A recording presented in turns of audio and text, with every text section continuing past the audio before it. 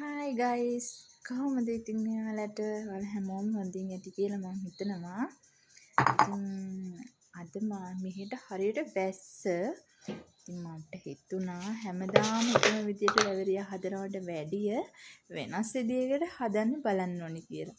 ඉතින් මම ඔයාලවත් එකතු කරගෙන තමයි මේ වීඩියෝ එක මේ විදියට කරන්නේ.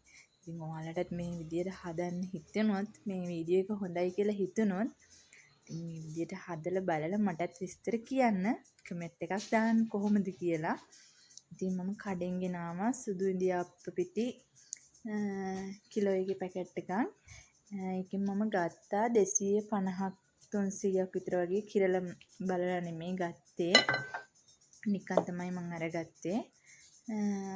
ඉතින් ඒකට මම රෝස් පාටින් කලරින් බින්දුවකුත් දාලා ඒකටම ලුණු චුට්ටකුත් දාලා වතුර පොඩ්ඩ දාලා අතේ ඇලෙන්නේ නැති ගානට පිටි එක අනා ගන්න ඕනේ. පිටි ඩ්‍රෝ එක අනා ගන්න ඕනේ.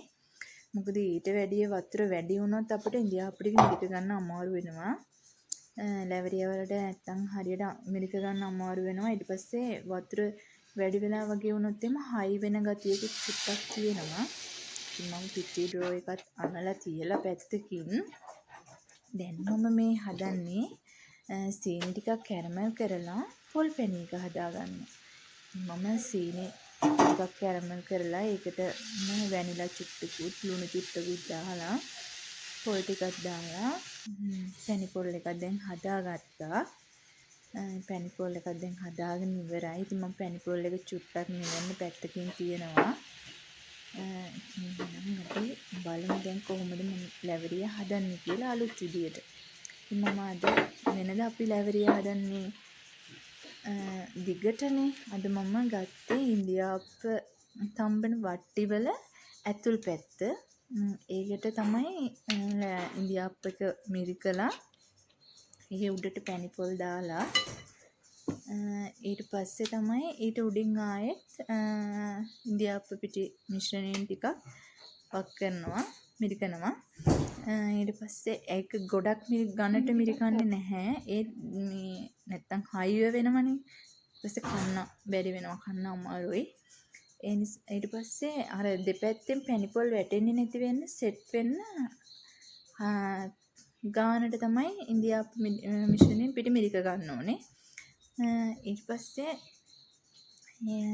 ඒ මිරික ගානට දාලා ඉවර වෙලා තේරෙනවනේ අපිට හිතෙනවනේ මේ ගාන ඇති කියලා ඒ ගානට දාගෙන තම්බ ගන්නවා විනාඩි 8ක් වගේ තැම්බෙන ගානට එනකොට බොහොම ලස්සන ඒ රෝස් පාට කලරින් එක හරිම ලස්සනයි ඒ පාට.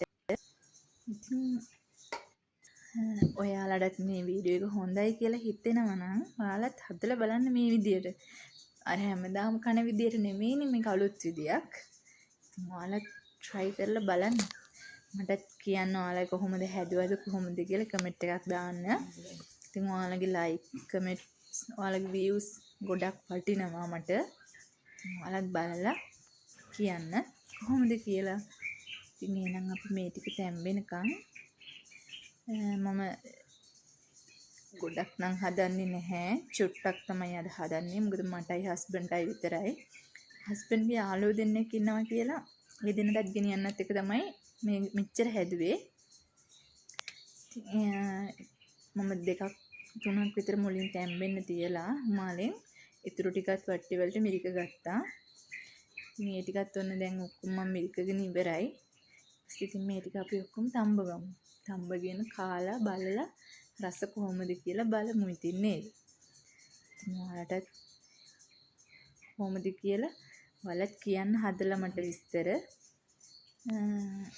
පිටි එක ගානට වතුර වැඩි කරගන්න නැතුව ගානට අනා ගන්න. පිටි එකෙන් තමයි අනා ගන්න එකෙන් තමයි ගානට හදා ගන්න පුළුවන් වෙන්නේ.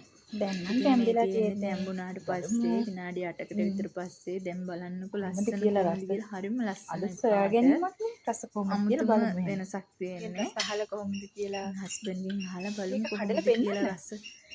එයා කිව්වා රසයි කියලා. ඉතින් මම ආයෙත් නැවත වීඩියෝ එකකින් හමු වෙනකන් කාලේ කියන්න රසයි කියලා හැමෝටම සුබම සුබ දවසක් කියලා ප්‍රාර්ථනා කරනවා.